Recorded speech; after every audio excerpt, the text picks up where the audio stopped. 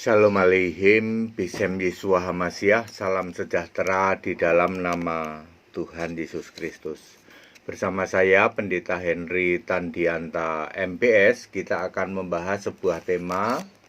Tema ini adalah Yohanes 3 ayat 3 versus Yohanes 3 ayat 5. Ya. Karena ini banyak yang gagal paham tentang Yohanes 3 ayat 3 versus Yohanes 5 ayat 5. Secara pengantar dulu begini ya. Yohanes 3 ayat 3 itu bicara dilahirkan kembali, itu bicara dilahirkan oleh roh. Lalu orang itu pinter bahasa roh. Masalahnya adalah roh mana yang diklaim menjamah dia ya. Yang sudah-sudah sih orang pamer bahasa roh.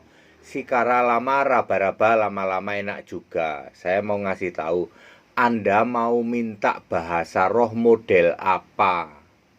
Ya. Kalau model orang raba-raba, yaitu sikara lama, raba-raba, lama-lama enak juga. Model orang kedinginan, gitu ya. Itu model orang kedinginan. Model orang tukang loak, ya, sikara lama raba-raba, sandal lawas, tas bekas gitu. Atau mau model apa? Ya, order ke saya ya. Anda mau bahasa roh model apa? Ya. Banyak orang tidak paham, dia mengklaim dirinya, ya. Aku sudah dilahirkan baru katanya. Dilahirkan kembali bisa bahasa roh. Cek dulu. Bahasa rohmu bahasa roh dari mana? Cara ngeceknya gimana ya? Cara ngeceknya pendetanya atau orangnya? Pendetanya nyembah siapa? Nyembah Bapa, berarti mustahil itu Roh Kudus. Sebab Roh Kudus itu Yesus. Jadi Anda kalau menolak nyembah Yesus, mustahil kamu dijamah Roh Kudus. Kalau toh kamu mengklaim dijamah roh, maka rohnya itu roh iblis. Dijamin roh iblis. Mari kita jelaskan Yohanes 3 ayat 3 ya. Aku berkata kepadamu, Yesus berkata kepada Nikodemus, sesungguhnya jika seorang tidak dilahirkan kembali, ia tidak bisa melihat kerajaan Allah. Artinya kalau dilahirkan kembali bisa melihat kerajaan Allah. Ini cuman melihat ya. Kerajaan Allah yang dimaksud adalah surga ya. Kerajaan Allah yang dimaksud adalah surga. Ya, kalau tidak dilahirkan kembali tidak bisa lihat kerajaan Allah. Mari kita cari tahu definisi dilahirkan kembali itu apa, ya.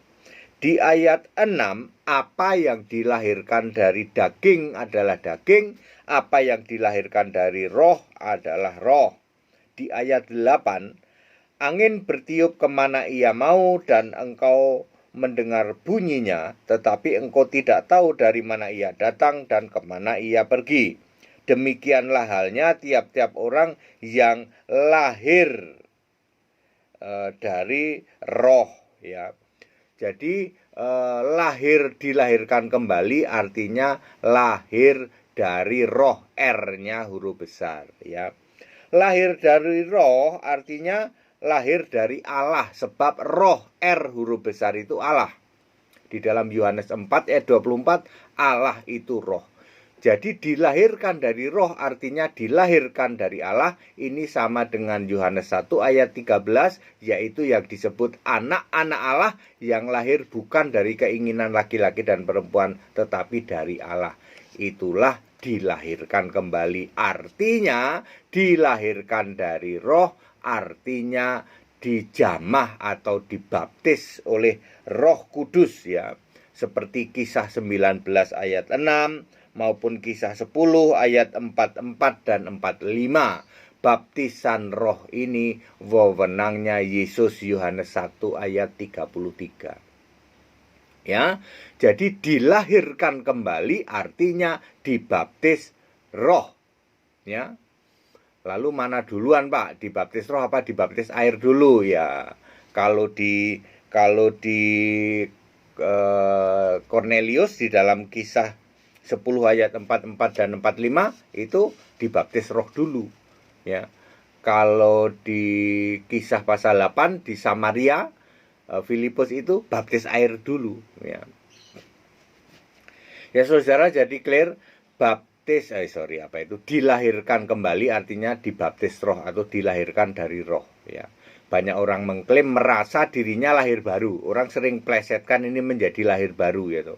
Lalu pamer berbahasa roh. Makanya tadi saya nanya, Anda mau bahasa roh model apa?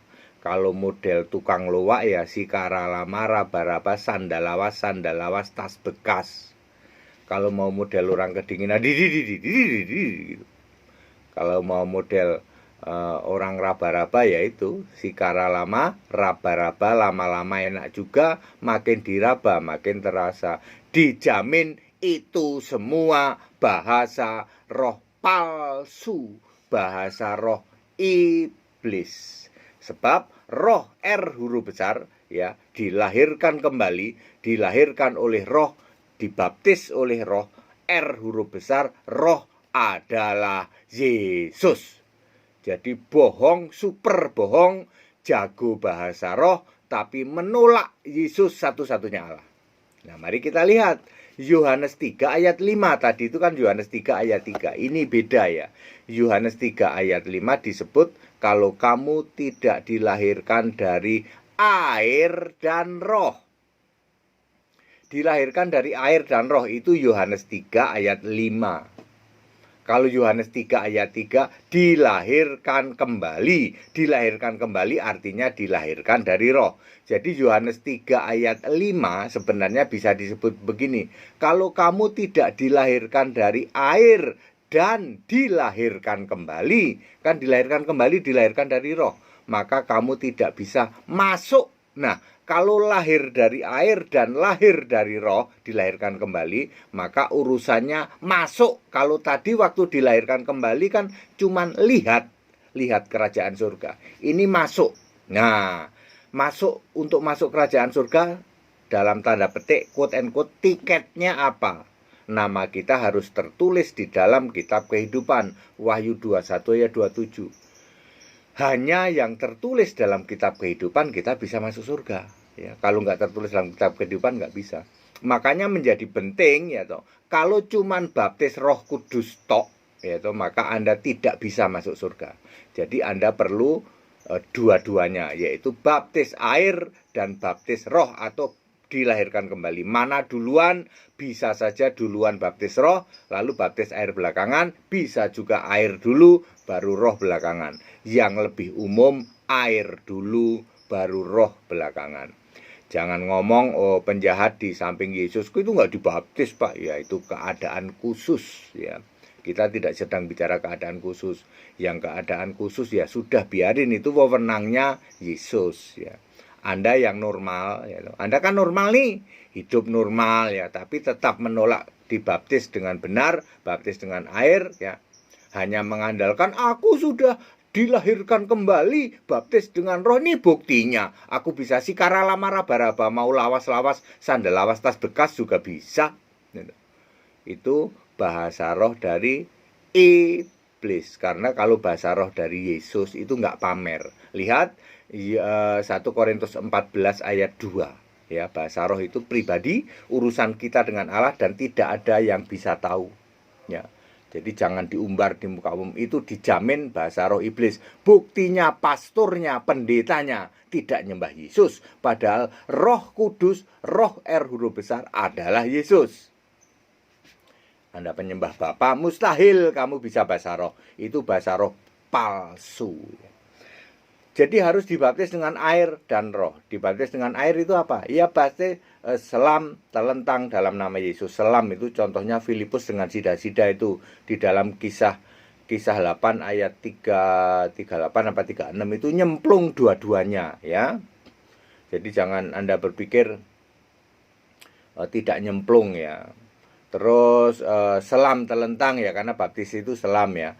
Kemudian terlentang Roma 6 ayat 3 dan 4 ya. Lambang mati dan bangkit bersama Kristus, artinya ditelentangkan begini ya. Ya, terus hanya dalam nama Yesus Kristus ya. Kisah 2 ayat 38, Kisah 10 ayat 48. Jadi tidak ada baptisan Bapa Anak Roh Kudus.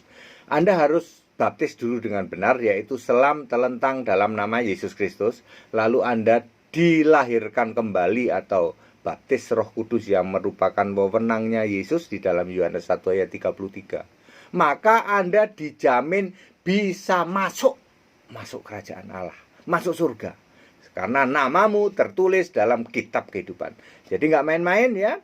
Baptisan membuat namamu tertulis dalam kitab kehidupan.